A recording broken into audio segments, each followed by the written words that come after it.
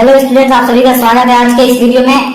आज हम लोग बिल्कुल ही नया चैप्टर स्टार्ट करने वाले हैं जो है करंट इलेक्ट्रिसिटी। ये चैप्टर मेरा one of the favourite chapter है, तो मैं कोशिश करूंगा आपको इस तरह से समझा पाऊं कि आपका भी ये चैप्टर फेवरेट हो जाए। तो चलिए वीडियो को शुरू करते हैं। स्टूडेंट्स, अगर आप बंगाल बोर्ड के स्टूडेंट हैं तो मुझे उम्मीद है कि आपने इस चैनल को सब्सक्राइब कर लिया होगा। अगर फिर भी आपने चैनल को सब्सक्राइब नहीं किया है तो जरूर सब्सक्राइब कर लें, ताकि मैं और भी ज्यादा मोटिवेशन के साथ आप सभी स्टूडेंट्स की हेल्प कर सकूं। और हाँ, आप मुझे कमेंट करके बता सकते हैं कि आपको नेक्स्ट वीडियो कौन से टॉपिक पे चाहिए। तो सबसे पहले जो इस चैप्टर में हम लोगों को जानना है वो है क्या, इलेक्ट्रिक चार्ज। सबसे पहले हम लोगों को जानना है कि इलेक्ट्रिक चार्ज क्या होता है। इलेक्ट्रिक चार्ज, तो अभी मैं जो जो टर्म आप लोगों को बताऊंगा ये टर्म आप लोग अच्छे से समझ लीजिएगा, क्योंकि ये टर्म जो है इस चैप्टर में बहुत ही ज्यादा इंपॉर्टेंट है। तो सबसे पहला जो टर्म है वो इलेक्ट्रिक चार्ज। आखिरकार इलेक्ट्रिक चार्ज क्या होता है? तो देखिए, इलेक्ट्रिक चार्ज एक ऐसा फिजिकल प्रॉपर्टी है, किसी भी सब्सटेंस का एक ऐसा फिजिकल प्रॉपर्टी है जिसके कारण अगर उसको इलेक्ट्रोमैग्नेटिक फील्ड में रखेंगे तो वो एक फोर्स एहसास करेगा, वो एक फोर्स महसूस करेगा। मतलब फिर से समझिए कि इलेक्ट्रिक चार्ज किसी भी बॉडी का एक ऐसा फिजिकल प्रॉपर्टी है जिसके कारण अगर उसको इलेक्ट्रिक फील्ड में रखते हैं तो उसमें क्या होगा, एक फोर्स महसूस होगा। या तो वो फोर्स ऑफ अट्रैक्शन होगा या तो फिर वो फोर्स ऑफ रिपल्सन होगा। मान लीजिए कि ये एक बॉडी है ए, ठीक है, और ये जो है इसमें इलेक्ट्रिक चार्ज है, ठीक है, इसमें इलेक्ट्रिक चार्ज है। अब जब इसको हम लोग एक इलेक्ट्रोमैग्नेटिक फील्ड में रखेंगे तो क्या होगा, इसमें एक फोर्स महसूस होगा, इसको एक फोर्स महसूस होगा। और वो फोर्स या तो फोर्स ऑफ अट्रैक्शन हो सकता है या फिर फोर्स ऑफ रिपल्सन हो सकता है। तो इलेक्ट्रिक चार्ज का मतलब हो गया कि the physical property of a matter that causes it to experience a force whenever it is kept in a electromagnetic field. तो इलेक्ट्रिक चार्ज का मतलब आप लोगों ने समझ लिया। अब हम लोग समझते हैं कि इलेक्ट्रिक चार्ज जो है वो कितने तरह का होता है। तो इलेक्ट्रिक चार्ज दो तरह का होता है, एक है पॉजिटिव और एक है नेगेटिव चार्ज। अब इन चार्जेस का क्या क्या प्रॉपर्टी है उसके बारे में समझते हैं। तो सबसे पहला जो प्रॉपर्टी है वो ये है कि like charges repel each other and unlike charges attract each other. इसका मतलब ये हुआ कि अगर हम लोग दो पॉजिटिव चार्ज को एक जगह पे रखते हैं तो इन दोनों के बीच में एक फोर्स होगा और वो फोर्स ऑफ रिपल्सन होगा। मतलब ये दोनों चार्ज एक दूसरे को क्या करेगा, धक्का देगा और एक दूसरे से भागना चाहेगा। जिस तरह से मैग्नेट में अगर हम लोग नॉर्थ पोल एक साथ रखते हैं तो वहां पे क्या होता है, रिपल्सन होता है। इसी तरह से अगर हम लोग पॉजिटिव चार्ज को एक साथ रखें तो यहाँ पे क्या होगा, रिपल्सन होगा। इसी तरह अगर हम लोग पॉजिटिव और नेगेटिव चार्ज को एक साथ रखेंगे तो यहाँ पे क्या होगा, फोर्स ऑफ अट्रैक्शन काम करेगा। और इन दोनों में जो एक फोर्स जनरेट होगा वो क्या होगा, फोर्स ऑफ अट्रैक्शन। मतलब ये दोनों एक दूसरे को अट्रैक्ट करेगा। और ये जो पॉजिटिव चार्जेस अगर हम लोग रखेंगे तो ये दोनों एक दूसरे को क्या करेगा, रिपेल करेगा। तो इसका मतलब ये हुआ कि पॉजिटिव चार्जेस जो है जो सिमिलर चार्ज रहेगा, मतलब जो लाइक चार्जेस है वो एक दूसरे को रिपेल करेगा और जो अनलाइक चार्जेस है वो एक दूसरे को क्या करेगा, अट्रैक्ट करेगा। ये हो गया पहला प्रॉपर्टी। अब हम लोग दूसरा प्रॉपर्टी समझते हैं। दूसरा प्रॉपर्टी है कि इलेक्ट्रिक चार्ज जो है वो कंजर्व्ड है। क्या है, कंजर्व्ड है। इलेक्ट्रिक चार्ज कंजर्व्ड है, मतलब कि ना ही इलेक्ट्रिक चार्ज को हम लोग क्रिएट कर सकते हैं, ना ही इसको हम लोग क्रिएट कर सकते हैं, ना ही हम लोग इसको डिस्ट्रॉय कर सकते हैं। जिस तरह से energy can neither be created nor be destroyed, as similar to that ये जो इलेक्ट्रिक चार्ज है वो भी ना ही हम लोग डिस्ट्रॉय कर सकते हैं और ना ही हम लोग उसको क्रिएट कर सकते हैं। तो ये हो गया दो प्रॉपर्टी हो गया इलेक्ट्रिक चार्ज का। अब तीसरा प्रॉपर्टी ये है कि जो इलेक्ट्रिक चार्ज होता है वो क्वांटाइज्ड होता है। मतलब अगर किसी बॉडी में इलेक्ट्रिक चार्ज है तो मल्टीपल ऑफ चार्जेस है। मतलब अगर किसी बॉडी में, मान लीजिए ये बॉडी है बी और इस बॉडी में कुछ चार्जेस है तो वो चार्ज जो है वो मल्टीपल ऑफ चार्जेस है। अब वो किसका मल्टीपल होगा, वो होगा इलेक्ट्रॉन का मल्टीपल,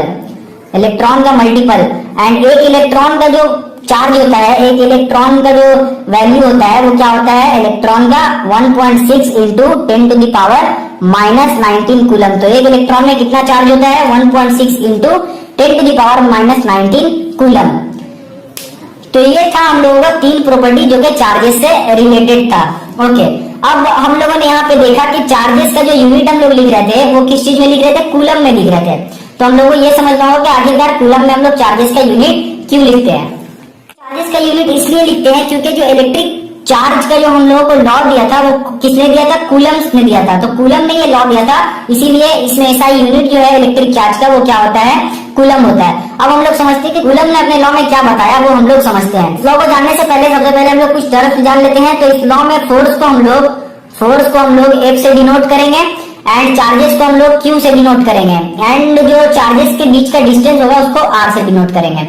अब इनका लॉ जान लेते हैं। तो इनका लॉ ये था कि मान लीजिए अगर यहाँ पे एक पॉइंट चार्ज है Q1 और यहाँ पे एक पॉइंट चार्ज है जो कि है Q2 और इन दोनों के बीच का डिस्टेंस है R, तो जो यहाँ पे फोर्स जो यहाँ पे एक्ट करेगा, फोर्स तो एक्ट करेगा ही, क्योंकि जब दो चार्जेस रहेगा तो या तो ये एक दूसरे को रिपेल करना चाहेगा या तो एक दूसरे को अट्रैक्ट करना चाहेगा। अब दोनों केस में यहाँ पे कुछ ना कुछ फोर्स जो है वो एक्ट कर रहा है। तो उन्होंने जो लॉ दिया था वो ये बताया कि फोर्स जो इन दोनों के बीच में होगा वो डायरेक्टली प्रोपोर्शनल होगा multiple of product of charges. मतलब इन दोनों का जो चार्ज है Q1 और Q2, इन दोनों का जो प्रोडक्ट होगा वो डायरेक्टली प्रोपोर्शनल होगा किसके? फोर्स के, या फिर यूं बोलिए कि फोर्स जो है वो डायरेक्टली प्रोपोर्शनल होगा प्रोडक्ट ऑफ चार्जेस। नेक्स्ट इन्होंने बताया कि फोर्स जो है वो इनवर्सली प्रोपोर्शनल होगा इनके बीच का जो डिस्टेंस है उसके स्क्वायर का। मतलब कि अगर हम लोग यहाँ पे इनके बीच का डिस्टेंस को बढ़ा दें, यहाँ पे अगर हम लोग डिस्टेंस को बढ़ा दें तो क्या होगा? फोर्स जो है वो डिक्रीज हो जाएगा, और अगर हम लोग डिस्टेंस को कम कर दें तो यहाँ पे फोर्स क्या हो जाएगा? इंक्रीज हो जाएगा। ये हम लोग खुद से ही समझ सकते हैं कि अगर हम लोग इस चार्ज को जितना भी करीब लेकर आएंगे तो इनके बीच का जो फोर्स है वो ज्यादा से ज्यादा इंक्रीज करेगा, और जितना दूर इन लोगों को लेकर जाएंगे उतना इनके बीच में, इन दोनों चार्जेस के बीच का जो फोर्स रहेगा उतना ज्यादा कम हो जाएगा। तो यही था कूलम्स लॉ, जो क्या बताता है कि फोर्स जो रहेगा कोई भी पॉइंट चार्जेस के, दो पॉइंट चार्जेस के दरमियान जो फोर्स है वो डायरेक्टली प्रोपोर्शनल है प्रोडक्ट ऑफ टू चार्जेस और इनवर्सली प्रोपोर्शनल है उसके बीच का डिस्टेंस का स्क्वायर का। ओके, अब जब इन दोनों को हम लोग कंबाइन करेंगे तो क्या आएगा? Q1 into Q2 divided by R square. इन दोनों को कंबाइन करके हम लोगों को ये मिला। ओके, अब हम लोगों को क्या करना है कि अगर हम लोग यहाँ से डायरेक्टली प्रोपोर्शनल का साइन हटाते हैं तो यहाँ पे क्या आएगा? एक कांस्टेंट टर्म आएगा एंड Q1 Q2 जैसा है वैसे ही यहाँ पे लिखा रहेगा। ये जो K है वो कांस्टेंट है और इसको क्या बोलते हैं हम लोग? इसको बोलते हैं कूलम्स कांस्टेंट। क्या बोलते हैं इसको? इसको बोलते हैं कूलम्स कांस्टेंट। क्लियर है? तो इसको बोलते हैं कूलम्स कांस्टेंट, और इसका जो वैल्यू होता है K का SI यूनिट में, अगर इसका वैल्यू वैक्यूम में या फिर एयर में इसका वैल्यू क्या होता है? 9 into 10 to the power 9 newton metre square पर कूलम स्क्वायर। ये हो गया इसका वैल्यू। तो हम लोगों ने यहाँ पे कूलम्स लॉ को समझ लिया। अब हम लोग समझते हैं इलेक्ट्रिक पोटेंशियल किसको बोलते हैं वो हम लोग समझ लेते हैं। तो उससे पहले हम लोगों को इलेक्ट्रिक फील्ड के बारे में जानना पड़ेगा कि इलेक्ट्रिक फील्ड क्या होता है। इलेक्ट्रिक फील्ड के बारे में हम लोग जान लेते हैं। अब देखिए, इलेक्ट्रिक फील्ड हम लोग किसको बोलेंगे? एक चार्ज बॉडी है, यहाँ पे मान लीजिए ये एक चार्ज बॉडी है, क्लियर है? अब कोई और चार्ज बॉडी इसके मौजूदगी को जहां से एहसास कर सकता है उस वाले पूरे रीजन को क्या बोलेंगे? इलेक्ट्रिक फील्ड बोलेंगे। तो मान लीजिए ये चार्ज का इलेक्ट्रिक फील्ड जो है वो कुछ इस तरह से है, यहां तक इसका इलेक्ट्रिक फील्ड है। तो क्या होगा कि अगर कोई चार्ज यहाँ पे है, अब चाहे वो पॉजिटिव चार्ज हो या नेगेटिव, मतलब या तो वो चार्ज इसके जो चार्ज ये है वो चार्ज हो, या फिर जो चार्ज ये नहीं है वो चार्ज भी हो सकता है। मतलब अगर ये पॉजिटिव है तो ये नेगेटिव भी हो सकता है और पॉजिटिव भी हो सकता है। तो ऐसा होगा कि यहाँ पे अगर रहेगा चार्ज तो उसको कुछ भी इसके मौजूदगी का एहसास नहीं होगा कि हाँ यहाँ पे कोई और चार्ज है, ये इसको नहीं पता चलेगा। लेकिन ये चार्ज जैसे ही इसके फील्ड के अंदर आएगा, इसके इलेक्ट्रोमैग्नेटिक फील्ड के अंदर जैसे ही आएगा, यहाँ पे जैसे ही आएगा वैसे ही इसको महसूस हो जाएगा कि यहाँ पे क्या है? एक इलेक्ट्रिक, यहाँ पे एक चार्ज बॉडी है। तो इसका मतलब ये हुआ इलेक्ट्रिक फील्ड का मतलब कि ऐसा रीजन, एक चार्ज के अराउंड में ऐसा रीजन, ऐसा स्पेस जिसके भीतर दूसरा चार्ज बॉडी उसके मौजूदगी को एहसास कर सके, उसको क्या बोलेंगे हम लोग? इलेक्ट्रिक फील्ड बोलेंगे। तो इलेक्ट्रिक फील्ड हम लोगों ने समझ लिया। अब समझते हैं कि पोटेंशियल डिफरेंस किसको बोलते हैं। पोटेंशियल डिफरेंस किसको बोलते हैं वो समझ लेते हैं। पोटेंशियल डिफरेंस, यहाँ पे मान लीजिए कि चार्ज बॉडी था, जैसे अभी यहाँ पे चार्ज बॉडी था, इसी तरह से यहाँ पे चार्ज बॉडी अभी है, और एक चार्ज बॉडी जो है वो इस तरफ है, ठीक है? एक चार्ज बॉडी किधर है? इस तरफ है, और ये जो है ये भी पॉजिटिव चार्ज है और ये भी पॉजिटिव चार्ज है। अब इस चार्ज को हम लोग क्या कर रहे हैं, इस चार्ज को उठाकर इस मैग्नेटिक फील्ड में लेकर आ रहे हैं, ठीक है। अब जब मैग्नेटिक फील्ड में लाएंगे तो ये क्या करेगा, एक दूसरे को जो है वो रिपेल करेगा। तो हम लोगों को यहाँ पे लाने में कुछ वर्क भी डन करना पड़ेगा, कुछ काम करना पड़ेगा हम लोगों को यहाँ पे लाने में। तो जो काम हम लोग कर रहे हैं यहाँ तक लाने में, उसी काम को क्या बोलेंगे हम लोग, potential difference, sorry electric potential बोलेंगे। ये पोटेंशियल डिफरेंस नहीं होगा, ये पोटेंशियल डिफरेंस नहीं होगा, बल्कि क्या होगा, इलेक्ट्रिक पोटेंशियल, इलेक्ट्रिक पोटेंशियल। हाँ, तो ये क्या होगा, इलेक्ट्रिक पोटेंशियल होगा। तो यहाँ पे क्या था, हमारा चार्ज बॉडी था और उसको इस मैग्नेटिक फील्ड में हम लोग लेकर आए। जब लेकर आएंगे तो क्या होगा, हम लोग कुछ वर्क डन करेंगे यहाँ तक लाने में इसको। अब जो वर्क डन यहाँ तक लाने में हुआ है वही क्या होगा, इलेक्ट्रिक पोटेंशियल। इलेक्ट्रिक पोटेंशियल को हम लोग V से डिनोट करते हैं। अब यहाँ पे जो अमाउंट ऑफ चार्ज को, यहाँ पे जो अमाउंट ऑफ वर्क डन कर रहे हैं, मान लीजिए अगर वो W है और हम लोग किसके ऊपर काम कर रहे हैं, हम लोग इस वाले चार्ज के ऊपर काम कर रहे हैं और चार्ज हमारा Q है। तो पोटेंशियल क्या हो जाएगा, electric potential work done per unit charge. मतलब एक यूनिट चार्ज में हम लोग कितना काम कर रहे हैं उसको यहाँ से यहाँ तक लाने में, मतलब इन्फिनिटी से किसी भी पॉइंट पे उस मैग्नेटिक फील्ड में लाने के लिए जितना हम लोग वर्क डन कर रहे हैं उसको क्या बोलते हैं, पोटेंशियल, इलेक्ट्रिक पोटेंशियल। तो इलेक्ट्रिक पोटेंशियल हो गया work done per unit charge. एक चार्ज पे हम लोग कितना काम कर रहे हैं जिससे कि वो चार्ज इन्फिनिटी से उस मैग्नेटिक फील्ड के उस पॉइंट तक पहुंचा है, उसको क्या बोलेंगे, इलेक्ट्रिक पोटेंशियल बोलेंगे। एंड इलेक्ट्रिक पोटेंशियल का जो SI यूनिट होता है वो क्या होता है, SI यूनिट जो होता है इलेक्ट्रिक पोटेंशियल का वो होता है वोल्ट। तो SI यूनिट हो गया वोल्ट, और जो CGS यूनिट होगा इसका, CGS यूनिट क्या होगा इसका, stat volt. CGS unit stat volt होगा।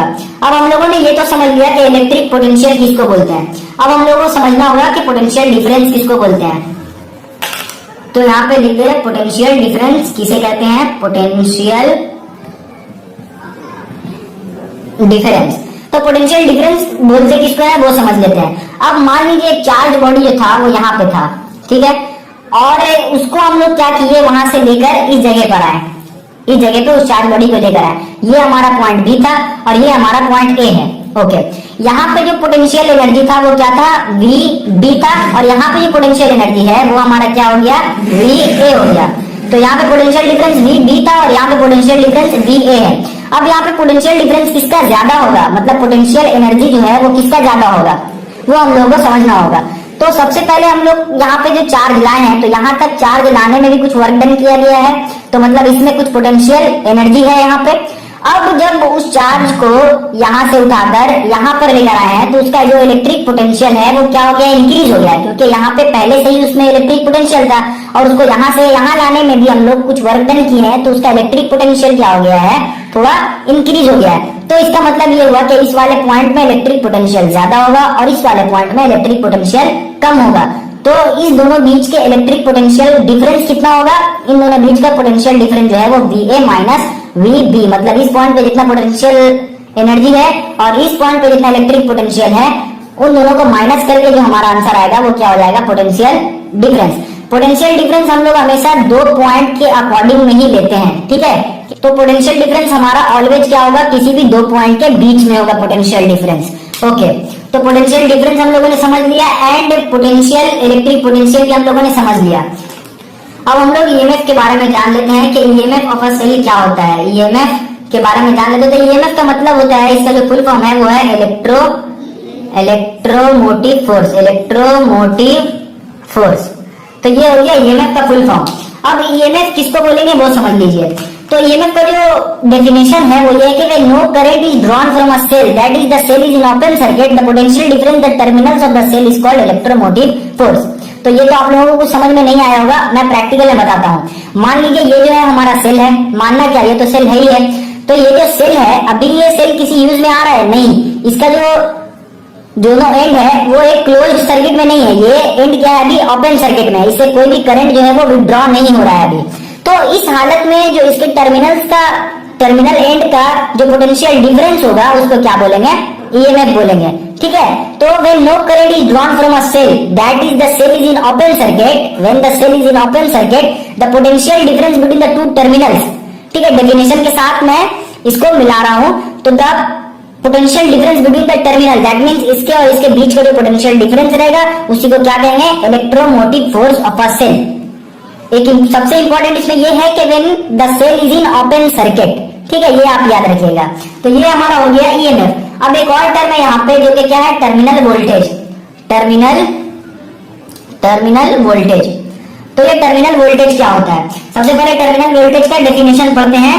तो टर्मिनल वोल्टेज का डेफिनेशन है when current is drawn from a cell, that means कि the cell is in closed circuit. मतलब जब मान लीजिए ये सेल से अब क्या हो रहा है, यहाँ पे हम लोग एक बल्ब को जला रहे हैं, इस सेल से दो वायर कनेक्ट करके यहाँ पे एक बल्ब को हम लोग जला रहे हैं, तो उस केस में क्या होगा कि ये सेल जो है वो क्लोज्ड सर्किट में आ गया। अब जब ये क्लोज सर्किट में आ गया, इसके बाद जब इसका पोटेंशियल डिफरेंस निकालेंगे अक्रॉस द टर्मिनल, तो उस वक्त ये क्या कहलाएगा, टर्मिनल वोल्टेज। क्लियर है। ईएमएफ क्या था, जब सेल जो है वो ओपन सर्किट में था, मतलब सेल आपको हम लोग यूज नहीं कर रहे थे, उस वक्त जब इसके टर्मिनल का पोटेंशियल डिफरेंस निकाल रहे थे तो हमारा ये ईएमएफ ऑफ अ सेल कहला रहा था। लेकिन टर्मिनल वोल्टेज कब कहलाएगा, जब इस वाले सेल को हम लोग यूज करेंगे, इस वाले सेल से कुछ भी मतलब मान लीजिए एक बल्ब जला रहे हैं, तो उस वक्त जो इसका पोटेंशियल डिफरेंस होगा उसको क्या बोलेंगे, टर्मिनल वोल्टेज। तो यहाँ से एक बात आप लोगों को समझ में आ रहा होगा कि टर्मिनल वोल्टेज जो है वो ईएमएफ से हमेशा क्या रहेगा, कम रहेगा। ठीक है, क्योंकि अगर सेल जो है वो ओपन सर्किट में है तो इसका जो पोटेंशियल डिफरेंस होगा वो ज्यादा होगा, और जब क्लोज सर्किट में रहेगा तो पोटेंशियल डिफरेंस क्या होगा, कम होगा।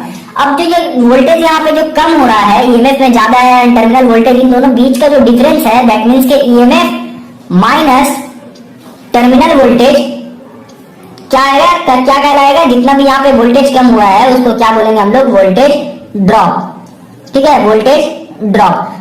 तो जो डिफरेंस रहेगा ईएमएफ और टर्मिनल वोल्टेज के बीच में जो पोटेंशियल डिफरेंस रहेगा उसको क्या बोलेंगे हम लोग, वोल्टेज ड्रॉप। जितना वोल्टेज यहाँ पे ड्रॉप हुआ है उसको बोलेंगे वोल्टेज ड्रॉप। तो ये हम लोगों ने टर्मिनल वोल्टेज को समझ लिया। अब हम लोग एक बार फिर से एक बार इसको रिवाइज कर लेते हैं कि ईएमएफ कब एप्लीकेबल होगा, जब सेल है ओपन सर्किट में रहेगा तब ईएमएफ एप्लीकेबल होगा, एंड जब सेल जो है वो क्लोज सर्किट में रहेगा, दैट मींस कि जब इससे करंट को हम लोग ड्रॉ करेंगे उस वक्त क्या होगा, ये टर्मिनल वोल्टेज कहलाएगा, इसके अक्रॉस का जो पोटेंशियल डिफरेंस रहेगा। तो ये हो गया ईएमएफ और potential difference, sorry EMF and terminal voltage के बीच का डिफरेंस। किसको, तो उम्मीद आप लोगों को ये समझ में आ गया होगा कि ईएमएफ ऑफ अ सेल किसको कहते हैं एंड टर्मिनल वोल्टेज किसको कहते हैं। तो इसको इरेज कर देते हैं और अब समझते हैं कि इलेक्ट्रिक करंट किसको कहते हैं, इलेक्ट्रिक करंट किसे कहते हैं वो हम लोग समझते हैं। Okay, electric current.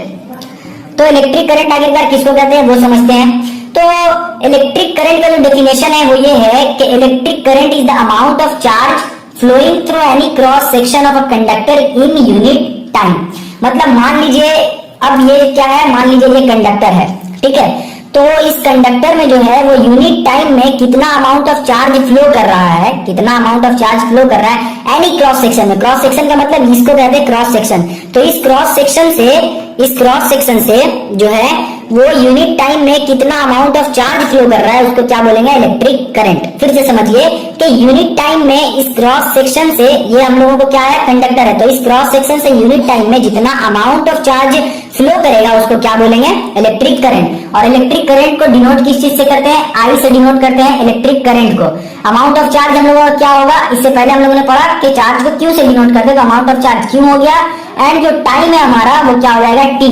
तो यहाँ से इलेक्ट्रिक करंट क्या निकला, Q by T, that means के amount of charge per unit time. ये हमारा क्या निकला, इलेक्ट्रिक करंट। ये वाला ये जो फॉर्मूला है, ये फॉर्मूला जो है बहुत ही ज्यादा इंपॉर्टेंट है। ये हम लोगों को न्यूमेरिकल जब हम लोग सॉल्व करेंगे उस वक्त बहुत ही ज्यादा हेल्पफुल रहेगा। तो इसीलिए इस वाले फॉर्मूले को अच्छे से देखिए, अच्छे से समझिए। अगर आपने इलेक्ट्रिक करंट का डेफिनेशन अच्छे से समझ लिया तो फिर फॉर्मूला आपको याद करने की जरूरत नहीं पड़ेगी। तो इलेक्ट्रिक करंट का जो क्या है, फिर से एक बार समझ ले कि इलेक्ट्रिक करंट का डेफिनेशन क्या था। इलेक्ट्रिक करंट का मतलब हुआ कि amount of charge flowing through any cross section of a conductor in unit time. मतलब यूनिट टाइम में एक क्रॉस सेक्शन से कितना ज्यादा अमाउंट ऑफ चार्ज फ्लो कर रहा है उसको क्या कहेंगे हम लोग, इलेक्ट्रिक करंट। इलेक्ट्रिक करंट का जो एसआई यूनिट होता है वो क्या होता है, एसआई यूनिट इलेक्ट्रिक करंट का होता है एम्पेयर। तो एम्पेयर हो गया हमारा एसआई यूनिट इलेक्ट्रिक करंट का। ओके, तो यहाँ तक हम लोगों ने क्या क्या समझा, यहाँ तक हम लोगों ने इलेक्ट्रिक करंट के बारे में पढ़ा, कूलम्ब्स लॉ के बारे में पढ़ा, इलेक्ट्रिक पोटेंशियल के बारे में पढ़ा, इलेक्ट्रिक पोटेंशियल डिफरेंस के बारे में पढ़ा, ईएमएफ के बारे में पढ़ा, टर्मिनल वोल्टेज के बारे में भी जाना और इलेक्ट्रिक करंट के बारे में पढ़ा। तो इतना चीज हम लोग पढ़ लिए हैं। अब एक काम कीजिए, आपके वीडियो को वापस से रिवाइंड करके, अगर आपको नहीं समझ में आया है तो आप वीडियो को वापस से रिवाइंड करके फिर से देखिए, ताकि आपको अच्छी तरीके से पूरा कॉन्सेप्ट जो है वो क्लियर हो सके। फिर भी अगर आपको कोई भी डाउट रहे तो आप कमेंट सेक्शन में जाकर पूछ सकते हैं, मैं उसका आंसर जरूर दे दूंगा। तो यहीं पे खत्म करते हैं। उम्मीद है आप लोगों को मैंने जो भी समझाया है वो अच्छी तरीके से समझ में आया होगा। अगर आपको लगता है कि आपके जो क्लासमेट्स हैं उनको भी ये वीडियो हेल्प कर सकती है, तो अपने क्लासमेट्स के साथ ये वीडियो को जरूर शेयर करें। तो मिलता हूं आपसे नेक्स्ट वीडियो में, तब तक के लिए अपना ख्याल रखें। Thank you.